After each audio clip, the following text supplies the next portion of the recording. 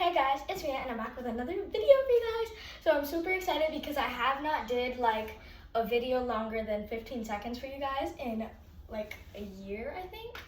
So I'm really excited to show you guys. And today I'm going to be showing you a couple of animals that I think would be good for you guys to see. Sorry, reptiles. Because I do have a lot of reptiles and it would probably be an hour video to show you and explain facts about every single one of my 12 reptiles that I have. So that would be a very long video, and I bet you guys don't want to see a long video. So I'm just going to be showing you a couple of them. And first, actually, oh, she's coming out. First, I'm going to show you my snake. He's all the way down here. He's the lowest one. So basically, he just needs a very standard hide. Where's his head? I can't find it. Oh my gosh, he's stuck. Oh no, he's not. I thought he was stuck. Oops, sorry. No. Give me the tail. Thank you. So basically, this is him. I usually put him around my neck sometimes, but he's just not wanting to unravel right now. But this is him. He's very, oh my gosh, wait, I thought you can see his head. No, you can't because he tucked it. You can't see it right now, but he's right there. This is a ball python, if everybody doesn't know. This is a ball python. They are non-venomous and they do not bite. To me, they're one of the most sweetest snakes on the planet. Ball python. And I think they're a really good beginner snake for people because many people want to start off with like a cool snake. Like there's plenty of different morphs of ball python. So all morphs are good. It's just I have this one because I just like the classic and the original. So this is why I have this one. He is a male, and let me see if he will let me. Oh yes, he will. If he will let me show you guys. Okay, I don't, oh my gosh, where is he letting me? I can't tell. I don't know if you could see, but he has like little hooks. That little yellow thing right there. He has it on both sides of both sides of his tail. And basically they just help him with breeding, and that's how you could tell if they're a male or a female. If they're a female, they will not have the hooks, and if they're a male, they do have the hooks, like I just showed you. That's how he's a male. And also there's plenty different beautiful morphs of ball pythons that you can get. They're all good beginner snakes because they're still the same morph, just like different patterns and colors and things. But yeah, so first off, what I feed him, I'm just going to be explaining like his environment and what I feed him. So basically what I feed him is a live large rat once a month, and he eats a live rat, not a frozen, because if they're born off eating live, then that's what they're going to eat for the rest of their life. If they're born off being fed frozen rats, then they're going to be eating frozen for the rest of their life too. So one thing that's kind of like hard in having a ball python for me, who eats live rats, is finding rats. Finding rats is so hard. Like I try my best, but there's so many like pet supermarkets and places that are supposed to, you would figure would have rats, but they don't. So yeah, that's one of like the hard things about having snakes who eat live. But all he needs, let me see if I can take it out for you guys. I probably cannot, but they need a water dish where their whole body could actually soak in it. I can't take it out, okay, so that sucks. But they just need a water dish where their whole body could soak in like this if they would like. But if they want to stretch out, you could still get one that they would fit in like this. And things like that. And they just need a hide where their whole body could fit in it, not too tight, not too big either, but just right, if you can find that. Mine is like medium for him, and he's a ball python, so he's always in a ball. And they're also nocturnal. I think I'm saying that right. Nocturnal. He sleeps during the day in this position, same thing, in a ball. And he just sits in his hide all day, and then at night is when he starts to swiggle around, go in his water, drink his water, and do everything like that. So yeah, they also, which I'm so happy about this, they live 20 to 30 years. I've already had him for like, I think 4 to 5 already, because I'm pretty sure I got him in 2019. So you could do the math there, like 4 to 5 maybe. And they live 20 to 30, like I said, so I will be having him for a long time. That's also a really great thing about ball pythons. Oh, he's coming out. Is that they live a very long time. So that's the main reason why I love them. I'm pretty sure all snakes live the same amount of time, but I'm not really sure because there's just so many snake breeds to keep up with. But he lives 20 to 30 years. I'm not sure with all snakes, but he does, and he's going to live a long life. Another one more fact that I have for you guys before I move on to the next reptile that I'm going to show you guys is that ball pythons, believe it or not, they are non-venomous, but still, believe it or not, for like them eating, whether it's a frozen rat or a live rat, they have 20 to 60 little sharp like, I don't know how to describe like the shape, but it's like sharp teeth to help them get their food down. Also, what helps them with that process is they like dislocate their jaw so they could put it to the size of however big that rat that you're feeding it is, whether it's frozen or live. They dislocate their jaw to get the whole rat in their mouth and fit it, and they stretch their scales and their body out. He's not doing it right now, but obviously he's not, but they stretch their scales and they dislocate their jaw so they can eat that food, because rats are pretty big, especially since I feed him a large one. He has to dislocate his jaw pretty far, but then after he stretches his mouth out, and then his jaw just goes right back to normal. Like right now, I actually fed him like a week ago. His jaw is normal. See? And that is all the facts that I have for you about him. So let me just put him back so I can show you guys the next animal that I have for you guys. Reptile. And this one is one of like my newer ones that I'm working with. I'm trying to work with. He's very squiggly, but he's right here. You guys can't see him, but he's all the way down here. And this reptile does need lights when they are babies, but when they're older, they don't need lights. But when they're babies, they do. What is this? I'm so confused what cord this is. What cord is this? Oh, it's this one. Cord problems. But this one, I'm not sure how long I'll be able to show him because he is very squiggly. But I will try my best for you guys. So he's actually pretty big, and there is a story behind him. So let me just see if I could get him without him squiggling, which hopefully he doesn't. Okay, wait, to chill him out. He's so tiny. This is my leopard gecko. His name is Soldier because leopard geckos, I have one right there too. That'll be for another video though. Leopard geckos are from Afghanistan and Iran. And I named him Baby Soldier because of everything that he's been through in life.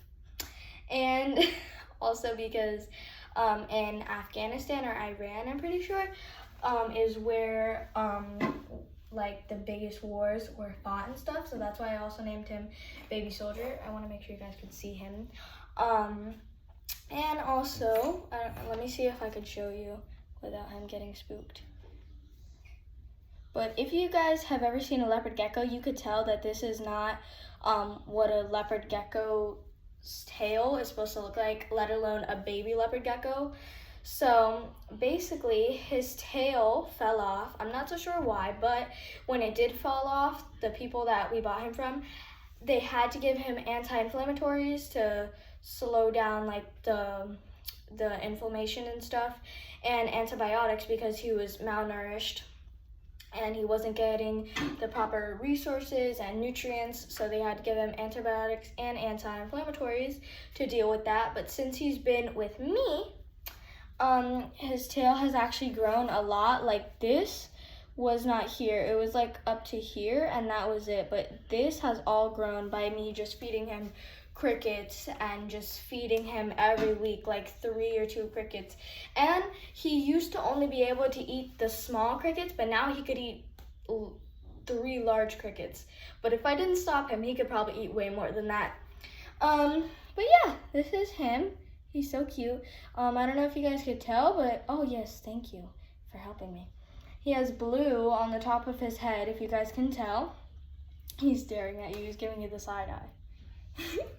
But yeah, he has blue on the top of his head. That's not gonna last for long because, like I said, my other leopard gecko that I have, she is fully grown. She is huge, but that's for another video. She also had some blue on her head when she was like a baby, just like him. And she had blue, and now there's nowhere to be seen. So when they're babies, some of them will have blue, but then when they're older, it will go away. So basically, let's see if I could get this. Yeah, I can. Let me get both of them just to show you. I'm not really sure if I could show this one. Yeah, I can. Okay. So this is a light. If you guys can see, this is a light, and it's a UV light. So for when they're babies, leopard geckos, like most reptiles, when they're babies, do need lights because then they could get metabolic bone disease. And that's where like their bones don't form in the right places, and they're just have like kinks in them, or like they're just not formed correctly. And it's so sad to see because it mostly happens in bearded dragons when people don't provide like the right lighting and nutrition sources for them. Their bones are just not how they're supposed to be, and it's really sad.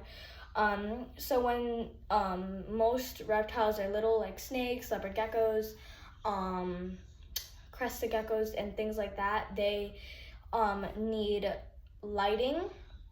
So for him, I have a night light, which, can I turn it on? No, it's not on right now.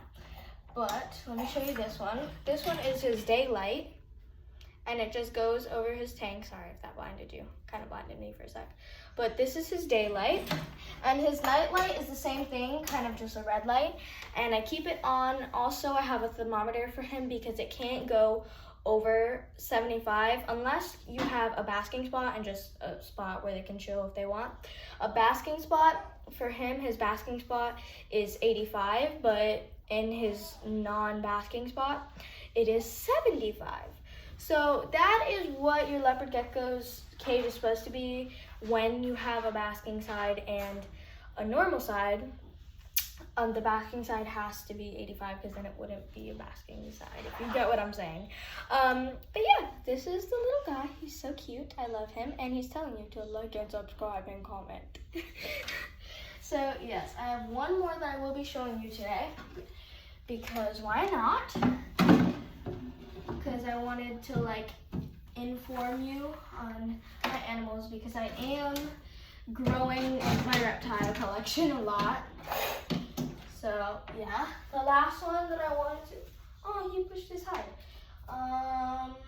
Okay, so this one, no, we're gonna move.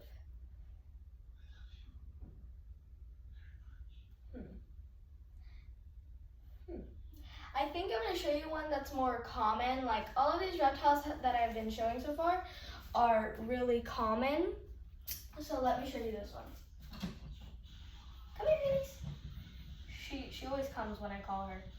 I try to like call her sometimes, but oh, also, it doesn't have any water in it right now, but for most of my reptiles, I use like this spray bottle. Yeah, that's an example, but this is a spray bottle that I use. Leopard geckos do not need spraying, but I just like to keep the humidity up, so I do give them sprays. Like every single reptile, the snake, the leopard gecko, both of them, like just a bunch of my animals, whether they're desert animals and things like that. Most of the time I don't spray them, but the ones that are recommended to be sprayed, I will spray them. But this one is actually like a rainforest animal. This one that I'm about to show you guys is actually from New Caledonia. New Caledonia, is that you? Yeah, she is. But she has so many plants in here that I'm gonna have to take a lot of them out. Come here. What are you doing today? Don't try to bolt from me. It's not a tarantula. I don't know why I said stop trying to bolt from me, but she was trying to like jump. Yeah, see? Yeah. This is a crested gecko. She is not fired up right now. Which if you don't know what fired up means, but it means where like all their colors like really pop out. She was sleeping, so when crested geckos are sleeping, they turn like this almost white vampire pale looking color. And it's nothing wrong with them, it's just when they sleep, that's the color that they turn. And all crested gecko species are from New Caledonia. See, this is a good view right here. All crested geckos are from New Caledonia. She almost jumped. And that's kind of considered like a rainforesty area, so I do spray her often. Basically, I'm just gonna explain what I feed her to because I said that I was. Okay, can you chill for a sec, please? Imagine she jumps on the camera. Okay, don't eat those. You just ate yesterday. These are worms. I don't know if you could see, but it says mealworms, 100 count. It's right here. You could tell that she's looking. I want to see if I can get one for you in the action. Yeah, those little things moving on the bottom are mealworms. And basically for her, she just has a bunch of branches. So like those little bird cage branches, those are in her enclosure. Let me see if I can get one. Yeah, I can. But she's not in here right now. So let me just get this one. This one is what I have for example. I have 3 more in there because they really like to climb. They are arboreal, which that means, like I said, they do like to climb a lot and stuff. They also like leaves and stuff. You can put substrate, but I prefer to put paper towel because it's just easier cleanup for me and for her because she loves the substrate. That's actually the substrate, sorry. The paper towel, that's actually where she was just sleeping, to be honest. That's literally where she was just sleeping. So that's why I just keep the paper towel because she loves it and it's easier for me, so I will keep it. They also, I'm run out of it, but I kept it specifically for the video. This is actually for them crested gecko food. It's like I was gonna say a banana, but it's like a pudding kind of, and it's like a pudding consistency. And that's mostly consisted of their diet, but I only give her the worms as like a treat sometimes when I feel like she needs her protein. That's when I give her the puree and stuff. So I think she's gonna pee actually, so that's just great. But yeah, this is Phoenix from the ashes, the rebirth from the ashes. I just love that name, and that's what she reminded me of because when she is fired up, you guys, she literally looks like a phoenix. Like she has like these like reds and stuff, and like these bright oranges, and like these dark like nude. I don't know how to explain it, but she has like phoenix colors, so that's why I named her Phoenix. So yeah, that is it for today's video, and I do have a new animal that I have just gotten like 2 days ago that I wanted to show you, but that is going to be for another video, so stay tuned. Subscribe, hit that like button, comment in the comments if you guys have any like questions for me, and yeah, bye.